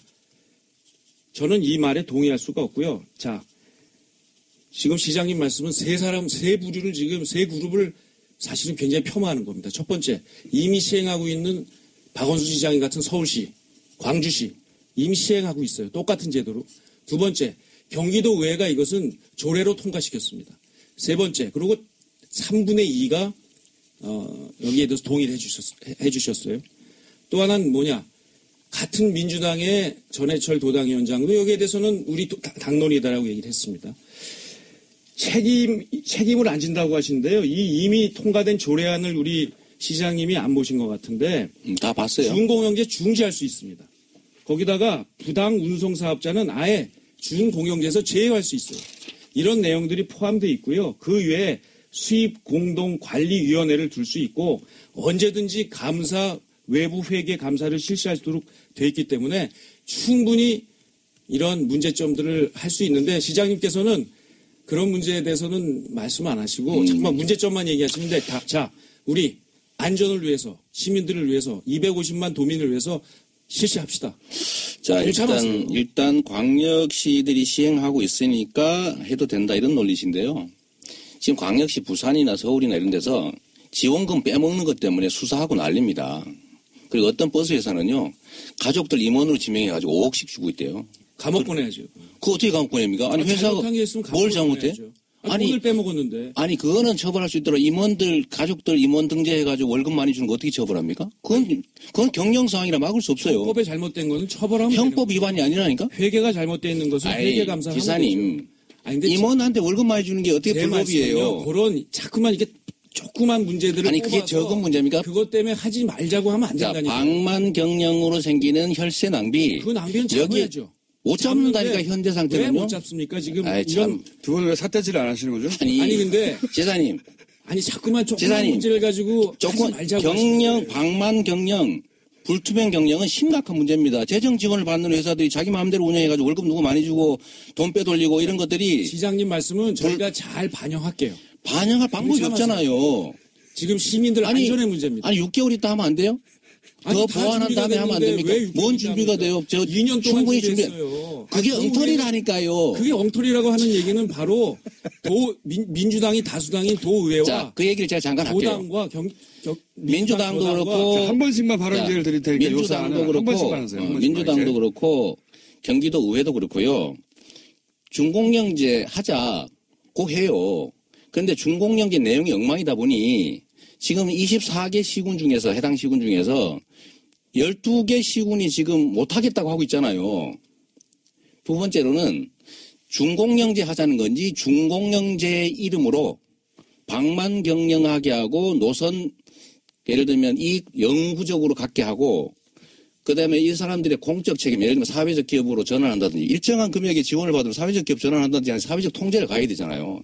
그런 보완 장치가 전혀 없는 상태에서 하는 게 문제라는 겁니다. 자, 그거 하고 해도 되거든요. 내 선거 때만 하는 거 아니에요. 조례 21조에 보면 부당 운송 사업자 준공영제 제외 계속 3회 이상 잘못했을 경우에는 준공영제에서 영구 또는 일정 기간을 그 업체를 제외할 수 있다. 이렇게 돼 있고요. 월급 많이 주는 게 부당이 아니잖아요. 시장님.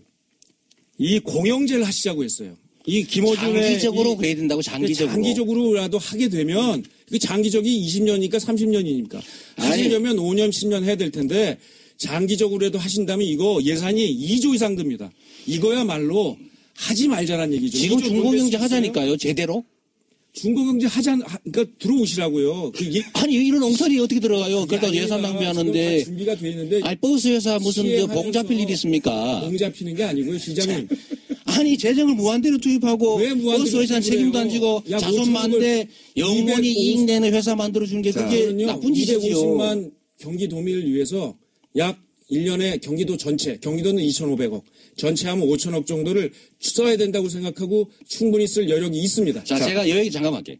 경기도의 버스 기사, 버스 노동자가 2만 명이에요. 그래서 근무 시간을 절반으로 줄여서 4만 명을 만들더라도 이 사람들한테 1년에 1,000만 원씩 추가 지원해 주는 게 훨씬 낫지. 왜 버스 회사에 줍니까? 돈 나눠준 거 너무 좋아하지 마세요. 또 똑같은 예산을 쓴다면 왜 버스 회사를 주냐? 장시간 노동이 문제라서 사고가 나면 버스 근로자한테 처우 개선비를 주라. 자, 두 똑같은 분이 돈으로. 요 사안은 충분히 쟁점이 전달된 것 같아요. 예. 쟁점이 전달이 안 됐다면 그거는 저 책임은 아닙니다. 오늘은 1차전일 뿐이니까요. 네. 제가 보기에 이거는 최소한 한 달에 한 번 정도는 하는 게 빅매치로. 왜냐면 지금 광역 지도단체 중에 두 분처럼 이렇게 일찍부터 구도가 만들어진 케이스가 없어서 저희가 앞으로 한 6개월간 6번 정도는.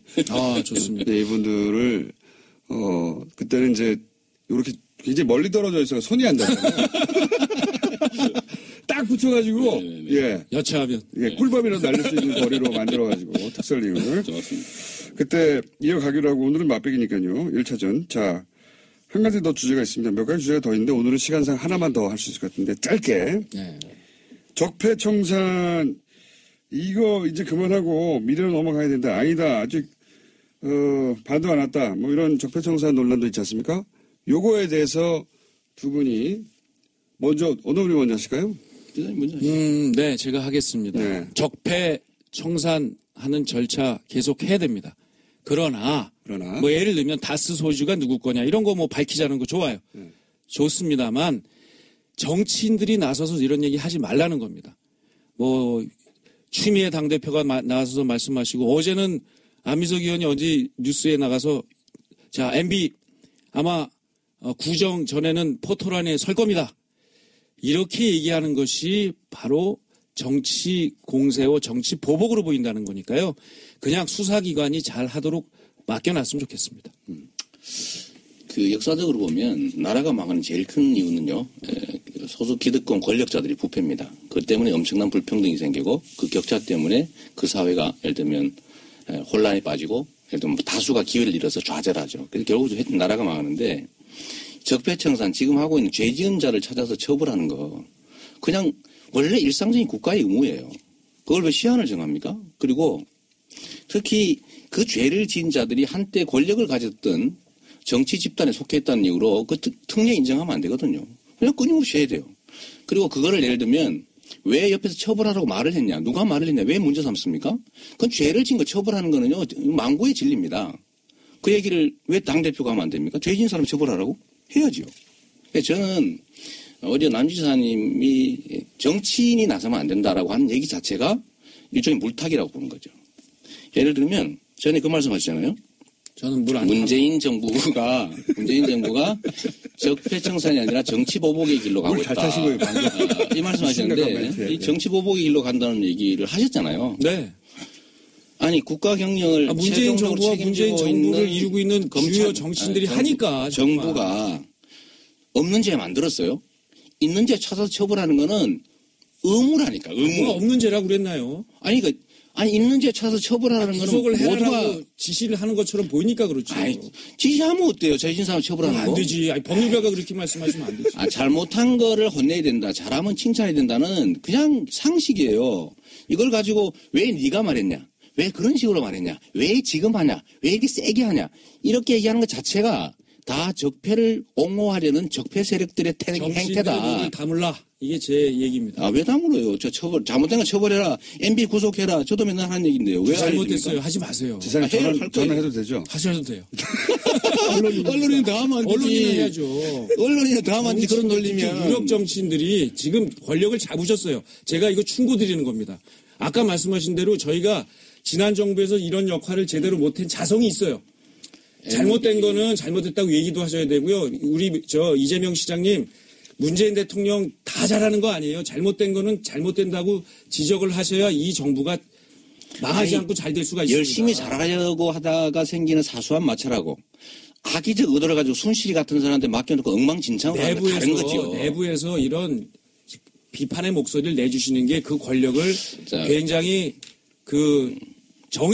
정의롭게 만들고요. 계속 지속적으로 만드는 겁니다. 시장님처럼 무조건 칭송하고 무조건 잘했다. 당장은 지지자들이 많으니까 박수 칠 수 모르지만 무조건이 아니라 충분히 그럴만해요. 도움이 안 됩니다. 지금 6개월밖에 안 됐는데 뭘 그리 비평할 게 많습니까? 준비하고 있는데. 잘못한 거는 잘못했다고 그래요. 뭘 잘못했어요? 아까 말씀드린 이 외교 문제 같은 거는 정말 이 외교 안보 라인은 지금 제가 볼 때 너무 허약해요.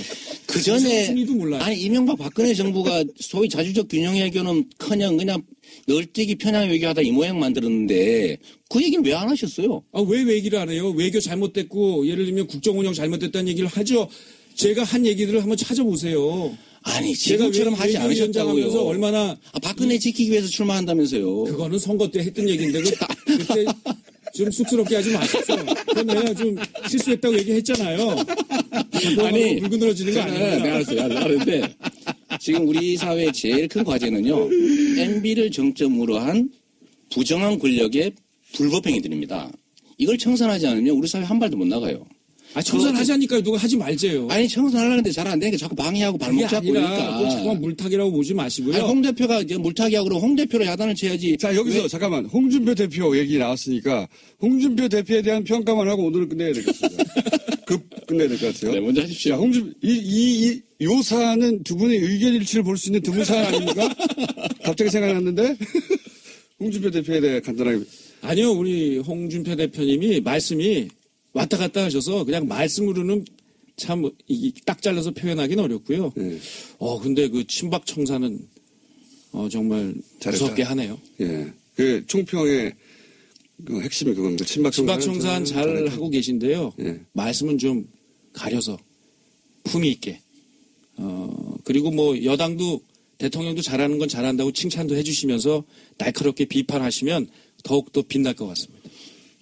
저는 이제 홍준표 대표는 이제 법조계의 뭐 어떻게 보면 선배 진영이기도 하고 해서 전에 한때는 보니까 자기 선이 굵은 사람으로 저는 생각했거든요. 우리 방향은 다르지만 뭐 성향 자체는 그래도 선 굵고 괜찮다고 생각했는데 최근에 보니까 특히 일본 가가지고 말해요.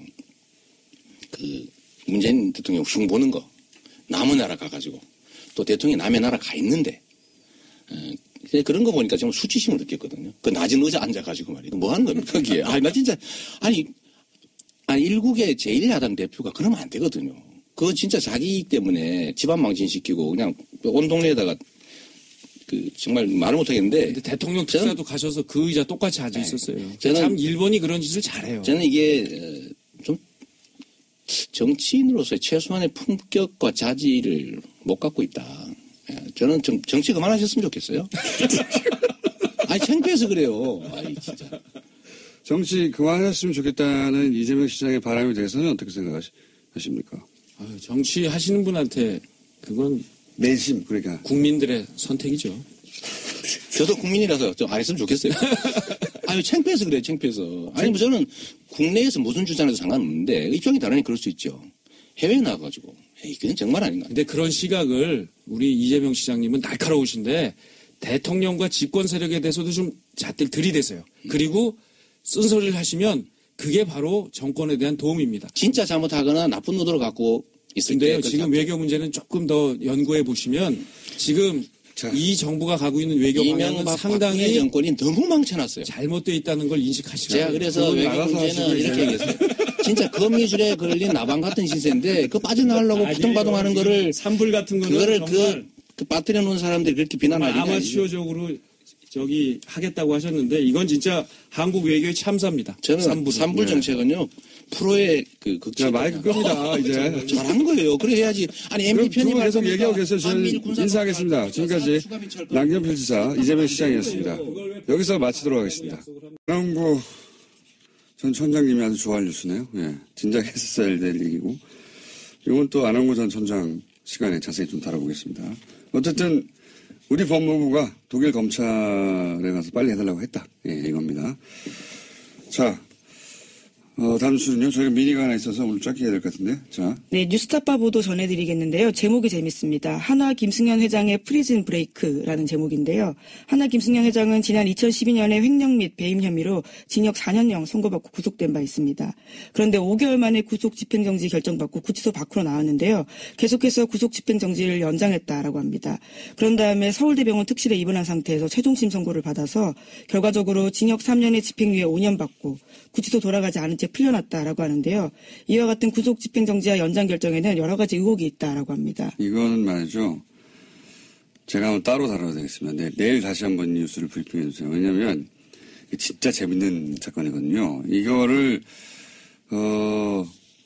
구치소장이 건의를 했어요. 무려. 구속 집행정지를요. 예. 그러니까 이거는 보통 수감자가 하는 건데 여기는 수감자가 직접 나서지 않고 구치소장께서 직접 건의를 했고 그리고 중간에 많은 과정이 있는데 핵심은 뭐냐면 치매를 앓고 있다고 알츠하이머 앓고 있다고 해가지고 풀어준 거거든요. 결국은. 예, 그런 주장을 하는 교수가 재판에 나타난 겁니다. 네.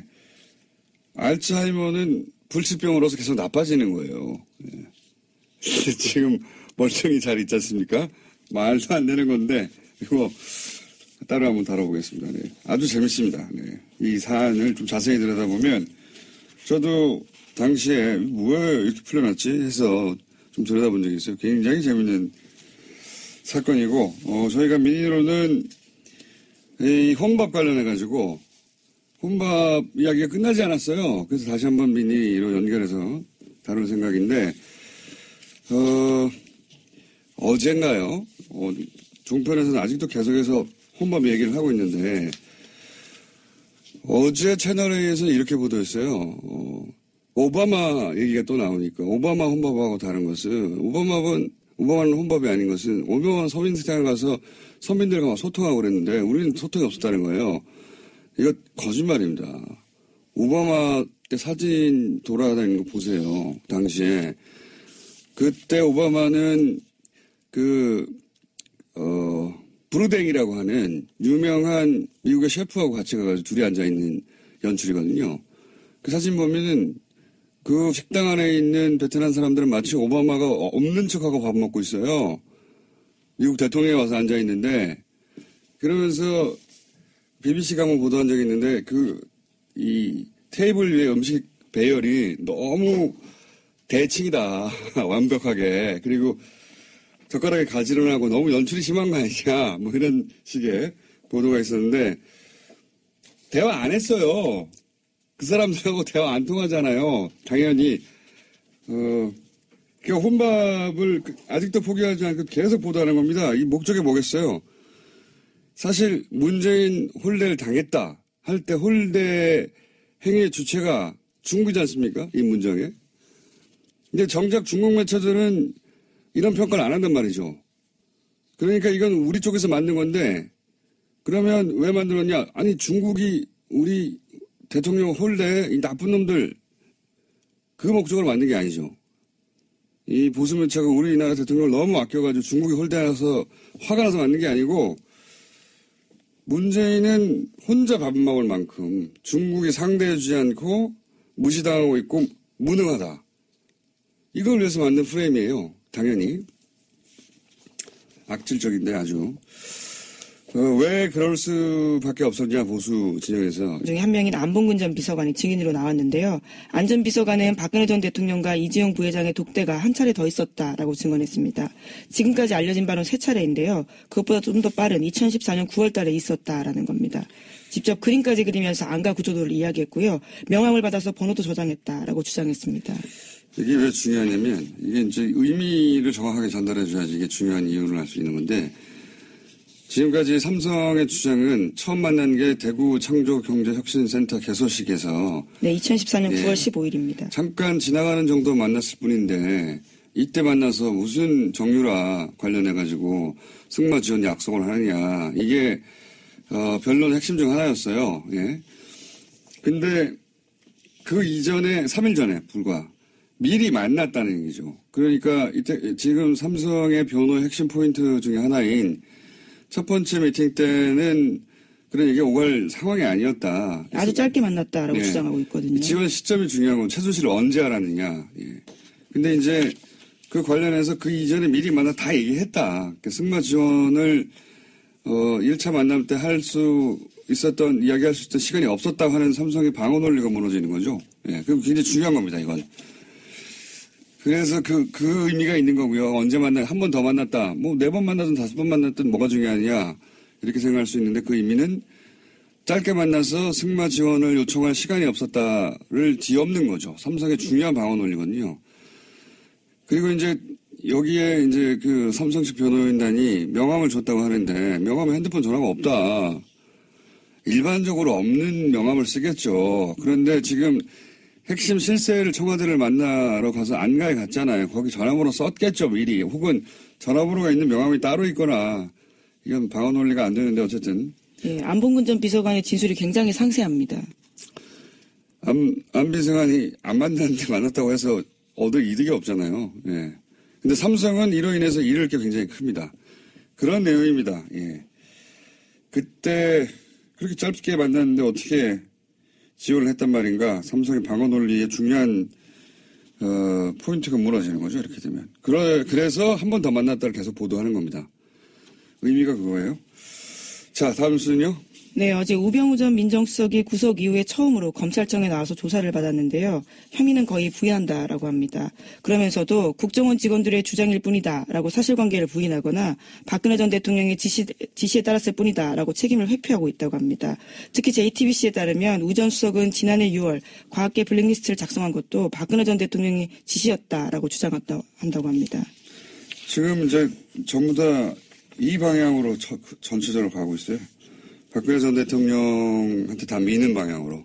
실제 판결도 그런 방향으로 가고 있죠. 예. 박근혜 전 대통령의 중형을 피할 수 없다고 본 것 같아요. 전반적으로. 전략 전체가 그렇게 가고 있는 것 같습니다. 이거는 여기서의 전략은 사법부의 전략이나 혹은 검찰의 전략이 아니라 박근혜 전 대통령 측 혹은 그쪽 사이드, 요건 좀 자세히 얘기해야 될 것 같으니까. 여하간 전반적으로는 다 박근혜 전 대통령이 미는 방향으로, 다시 한번 제가 이거는 내일든 모레든 얘기를 해야 되겠고. 다음 뉴스는 뭡니까? 네, 지난해 독일 검찰이 최순실 씨의 탈세와 자금 세탁 혐의를 수사한다라는 소식이 알려진 바가 있는데요.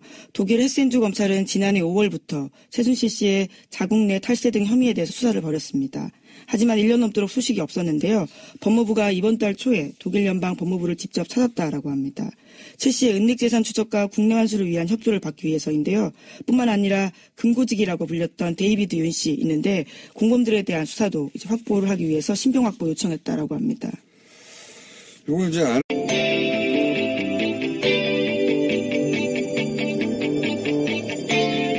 안녕하세요, 김원준입니다. 작년 5월 오바마 대통령이 베트남을 방문했을 당시 베트남의 대표적 서민 음식인 쌀국수 식당을 찾아 식사하는 사진이 전 세계 외신을 탄 적이 있습니다. 우리 언론들도 일제히 이 사진을 보도했죠. 우리 언론들은 베트남 국민과 친밀감 높인 쌀국수 외교, 하노이 시민들 열렬히 환호 같은 해설로 이 사진을 보도했습니다. 대표적인 보수 매체인 TV조선은 소탈한 서민 스킨십에 화해를 담았다며 이 쌀국수 외교를 정말 부럽다고 보도했었습니다. 그런데 외교적으로 정확히 같은 의도를 담은 문재인 대통령의 중국 서민 식당 방문에 대해서는 조선일보 문 대통령이 2끼 연속으로 혼밥을 하고 있다며 리커창 총리가 의식적으로 문 대통령과 식사를 피했을 가능성이 있다고 보도했습니다. 오바마의 서민식당 방문을 그렇게 칭송하고 부러워하기까지 했던 매체가 문 대통령의 서민식당 행보를 그렇게 철저히 혼밥 프레임으로 호도하는 걸 보면 그런 생각을 하게 됩니다. 그 긴 세월 보수가 집권해온 것이 그냥 된 게 아니구나. 참 악랄하다. 김원준 생각이었습니다.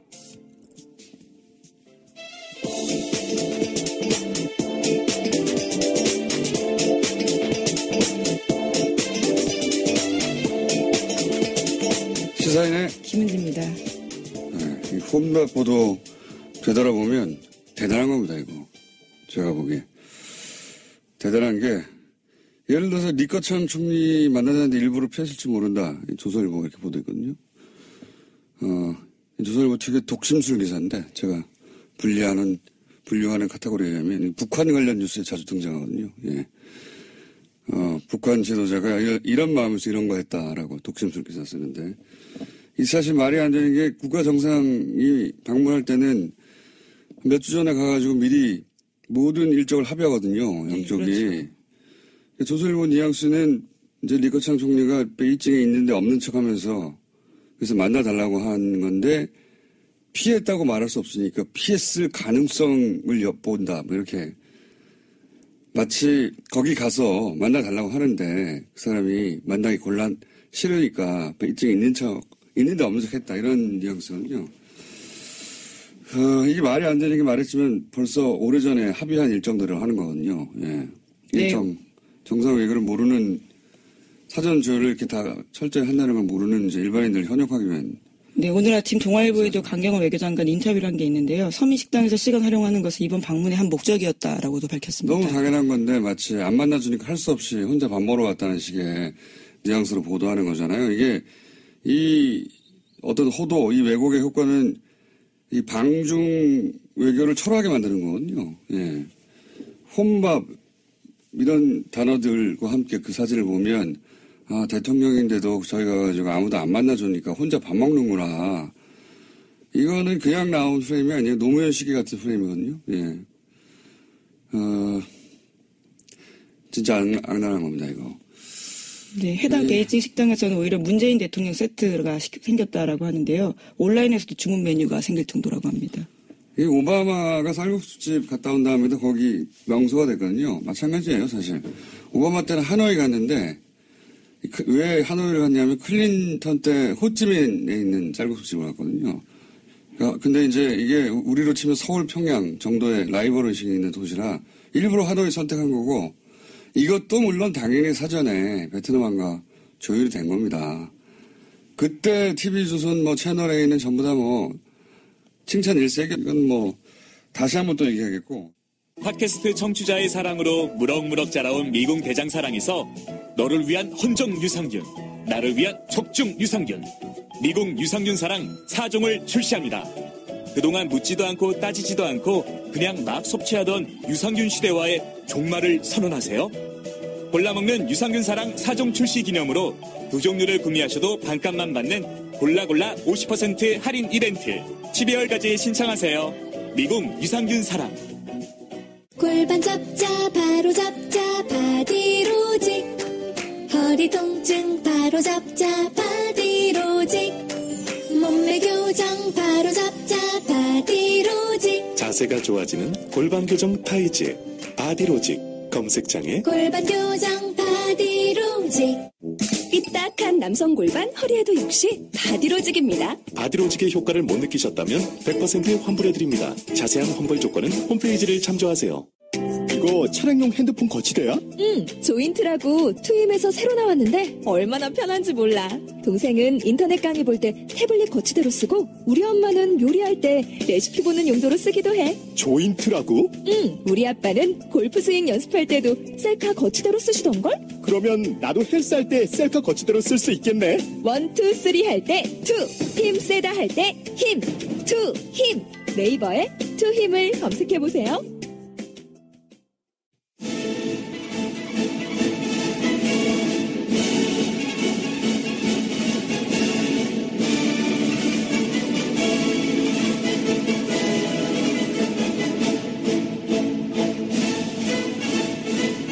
네, 특설이 준비됐습니다. 라디오에서 이렇게 저희가 라이브로 링을 마련한 건 처음인 것 같습니다. 네. 링입니다, 링. 네. 소개드리겠습니다. 현직 경기도지사 남경필 지사 나오셨습니다. 안녕하십니까? 디펜딩 챔피언 남경필. 디펜딩 챔피언. 현직 훨씬 작은 성남시의 시장 이재명 시장님 나오셨습니다. 네, 반갑습니다. 이재명입니다. 예. 오늘 이건 잠정입니다. 예, 왜냐하면 아직 후보로 각자 결정이 안 되셨기 때문에, 예, 잠정 타이틀 매치. 예. 경기도지사 디펜딩 챔피언, 한쪽에 도전자. 두 분을 저희가 모시고 오늘 2부, 3부 이어서 생방송으로, 게다가 TBS 페이스북, 네. 유튜브에서 지금 라이브로 방송이 되고 있습니다. 유튜브로 보신 분들은 보실 수도 있고 페이스북에서 또 이 두 분의 얼굴을 보실 수 있습니다. 직접. 오늘 규칙은 말이죠. 예, 이 공평하게 하기 위해서 한 번 답하고 한 번 질문하고 한 번 질문하고 한 번 답하고 로 하면 재미가 없잖아요. 딴 데서는 다 그렇게 하는데 저희는 그런 거 없고. 일종의 개싸움 시키겠다 그런 취지 같아요. 그렇죠. 그럴 수는 없잖아요. 근데. 막싸움. 예. UFC. 여기 다 철망에 쳐져 있어요. 네. 네. 도망갈 데도 없고 규칙도 없고. 본론으로 들어가기 전에, 왜냐면 두 분이 제가 CBS에서 전화로 하시는 건 한번 들었습니다. 네. 전화 연결해서 하셨더라고요. 네. 근데 이제 전화 연결이다 보니 그랬겠지만 한 번 하고 한 번 발언 기회 주고 이렇게 진행했는데 오늘은 그런 게 전혀 없고, 그리고 CBS에서는 정책만 가지고 두 분이 점잖게 얘기를 하셔가지고 나는 저렇게 하면 안 되겠다. 자, 첫 번째 질문은 두 분 공통에게 드리는 건데, 누구든 먼저 답하셔도 됩니다. 이 하셔야 되고, 남 하셔도 되고. 네. 닷은 누구 겁니까? 했어요. 쌀국수 해결하고, 네. 이것도 서민식당 해결하고 당연히 보도했어야 하는데, 지금 우리 언론 관점 들으면, 오바마도 혼밥이에요, 혼밥. 그때. 국빈 방문했는데 어떻게 밥을 베트남 정부 요인가 안 먹고 혼자 먹냐. 혼밥이야, 꽥꽥 소리 질러야 되는 사안인 거죠. 예, 제가 보기에는 혼밥 프레임은 올해 제가 접한 보수의 프레임 중에 가장 악랄하다. 보수 매체는 왜 이렇게 했을까요? 예. 제가 이 얘기를 좀 길게 하는 이유는 이 프레임 자체를 비판하는 미디어가 없어서 제가 좀 길게 얘기했는데, 다른 얘기 뉴스 좀 짚어보고 다시 돌아가겠습니다. 혼밥 얘기는 좀 더 해야 될 것 같아요. 자, 첫 번째 뉴스는 뭡니까? 네, 어제 다스는 누구 겁니까에 대한 이명박 전 대통령의 대답이 나왔습니다. 그건 나한테 물어볼 것은 아니지 않느냐라는 건데요. 사실상 답변을 피한 겁니다. 측근들의 검찰 수사에 대해서는 웃기만 하고 아예 대답을 하지 않았습니다. 이 멘트는 한번 직접 들어보시겠습니다. 국민들이 지금 많이 궁금해하는 부분이 다스는 누구 거냐 이렇게 묻고 있습니다. 이 부분에 한 말씀 부탁드립니다. 그런 아닌데 물을 일은 아닌 것 같습니다. 네, 이명박 전 대통령의 전형적인 화법이죠. 예. 나인데 물어볼 건 아닌 것 같습니다. 예, 마치 다른 사람의 일처럼 유체 이탈 화법이라고 제가 오래전에 명명했었는데, 여기에 대한 질문의 답은 통상적으로는 내 게 아닙니다. 내 겁니다. 이거거든요. 근데 이 MB 화법의 특징은 그거 왜 나한테 물어봐. 나하고 아무 상관없어. 이렇게 유체 이탈 화법. 이 답을 해야 될 시점이 점점 다가오고 있다고 봅니다. 법적으로. 자, 올해 처음으로 기자들이 직접 다스는 누구 겁니까 물어봤습니다. 네, 어제 송년 모임이 있었는데요. 친이계 인사들과 모여서 이 자리에 기자들이 찾아가서 질문을 던진 겁니다. 이명박 전 대통령 이렇게 나한테 물어볼 것은 아니지 한 다음에 그 뒤에 그건 김어준한테 가서 물어보세요 이렇게 했어요. 뉴스 공장한테 물어보세요 하든가. 네, 이 자리에는 MB 구속을 외치는 시민들도 함께 했었다라고 합니다. 굉장히 시끄러웠어요. 네. 네. 자, 다음 순요. 네, 지난 8월에 유엔에 박근혜 전 대통령의 옥중 인권 침해를 주장한 단체가 있었는데요. 국제법률 컨설팅 업체 MH그룹 기억하실지 모르겠습니다. 이 그룹의 대표가 어제 한국을 찾았다라고 조선일보가 보도했는데요. 관련해서 인터뷰가 나왔습니다.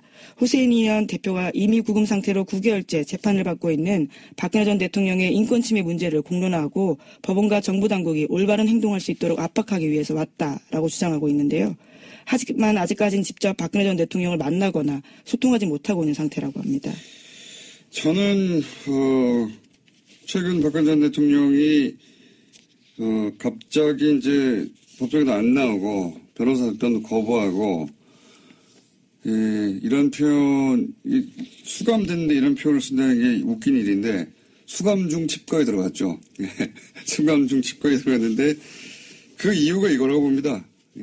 애초부터. 그렇게 쭉 거부하다가 처음으로 만나는 사람이 저는 이 대표일 거라고 봐요. 예. 네, 이 대표의 주장이 그런 내용이 있습니다. 건강이 악화된 상태여서 재판부가 일시적 석방 또는 보석 처분해야 된다. 이렇게 주장하고 있습니다. 그러니까 이제 전부 다 거부하다가 이 후세인이언 이 사람을 만나서